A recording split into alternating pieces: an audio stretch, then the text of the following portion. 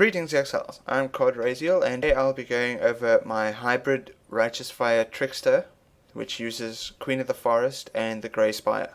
The core idea behind this build is to make a fast clearing Righteous Fire build that has some really strong movement speed, and also I wanted to get phasing into the build for delves, to farm fossils and whatnot. The Grey Spire staff gives us increased maximum resistances as well as a large boost in damage, while costing us a decent movement skill and a single target skill.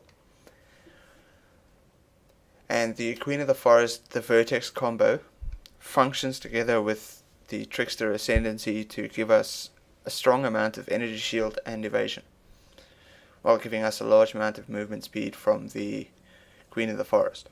So starting off, let's go over the Ascendancy just to see how that's working for us. First of all, we pick up Ghost Dance, which gives us some movement speed and dodge. The rest of the stuff won't be active all the time, so I'm not going to mention it. Next we pick up Escape Artist, and this is the big one. This is what allows us to use Queen of the Forest with an energy shield build, and also gives us a substantial amount of evasion rating from an energy shield helm.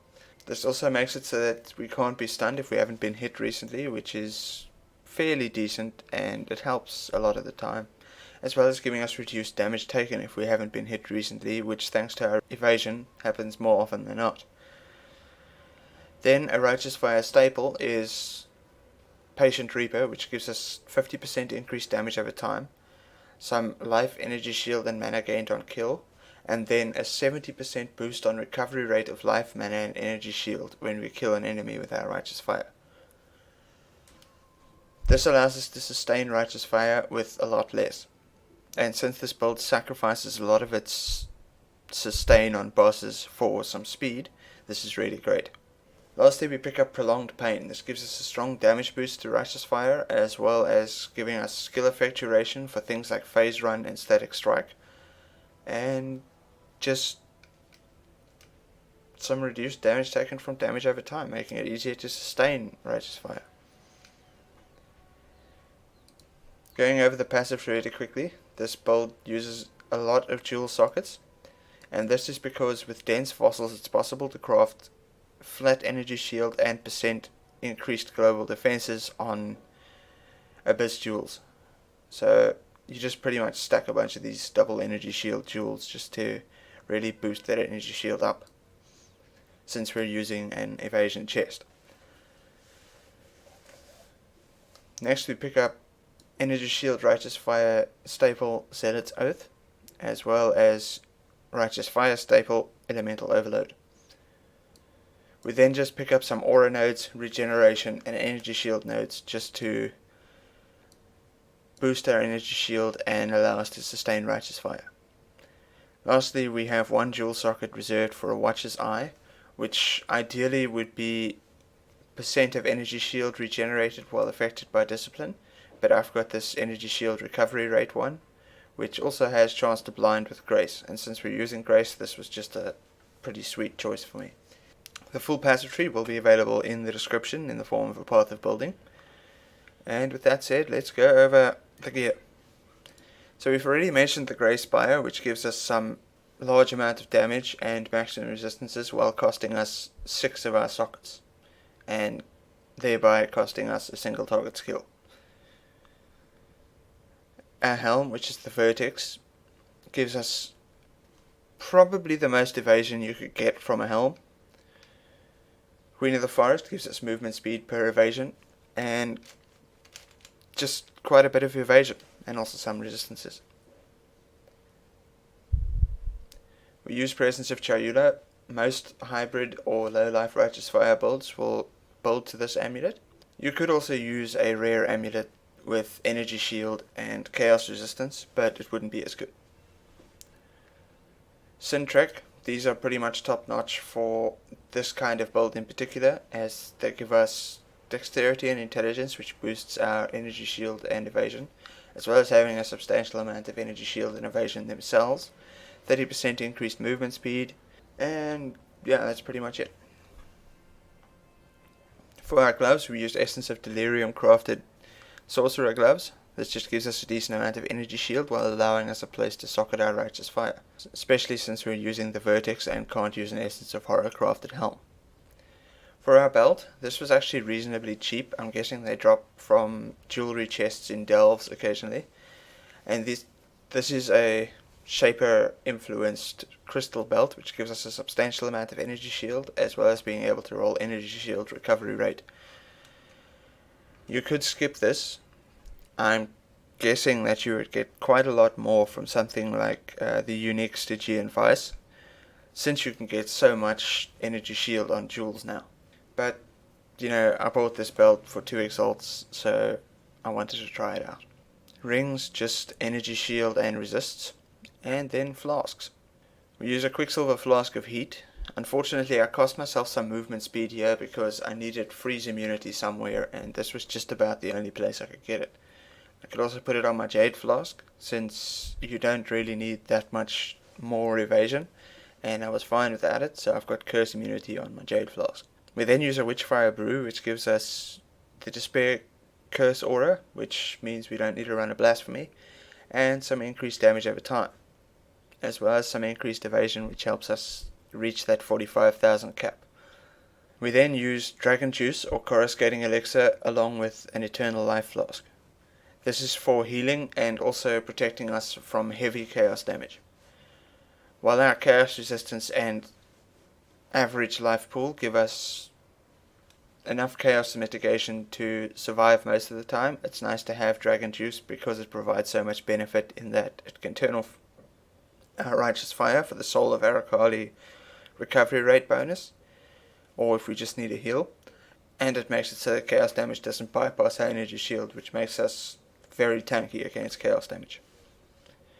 I've paired it with recovery rate on low life and bleed removal flask because this will ensure to heal us to full each time, although you could also use an instant while on low life flask.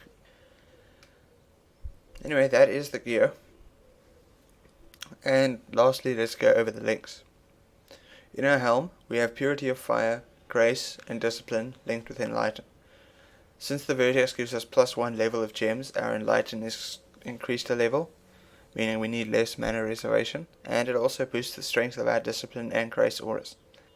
Next, in our Queen of the Forest, we don't need a 6 link since our Righteous Fire is in our gloves, so instead, we have a 4 link and a 2 link. In our 2 link, we have Portal and Leap Slam.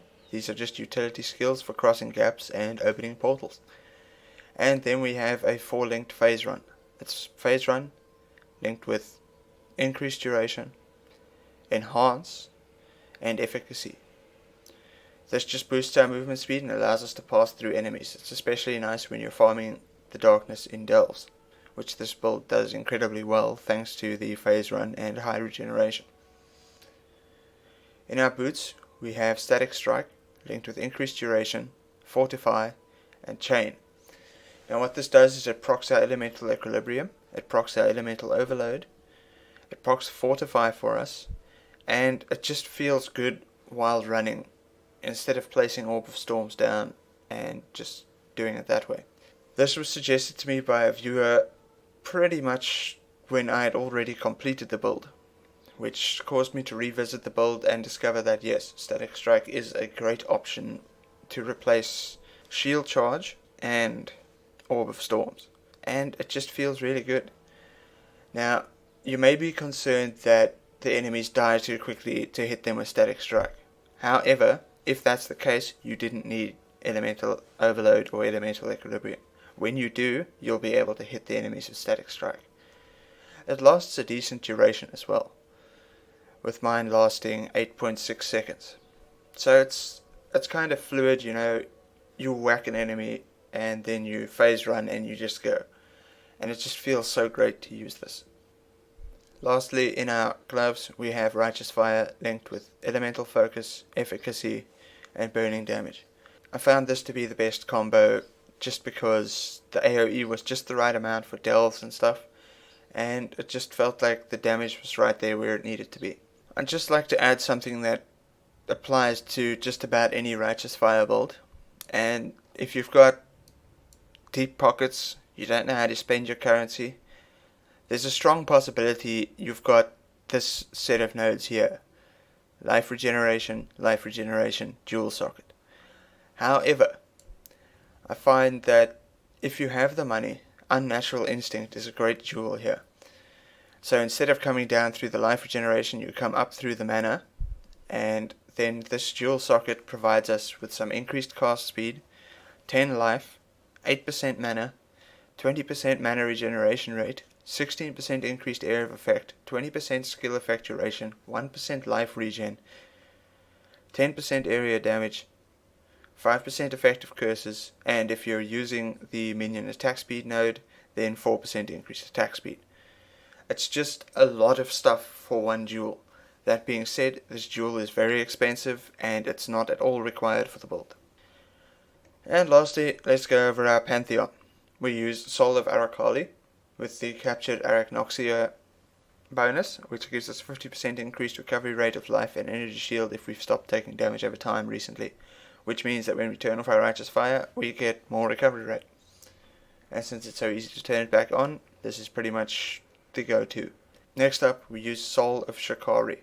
One of the biggest weaknesses of a build like this is poison you don't notice. So we just cut out the middleman and make ourselves immune to poison, and that's the end of that.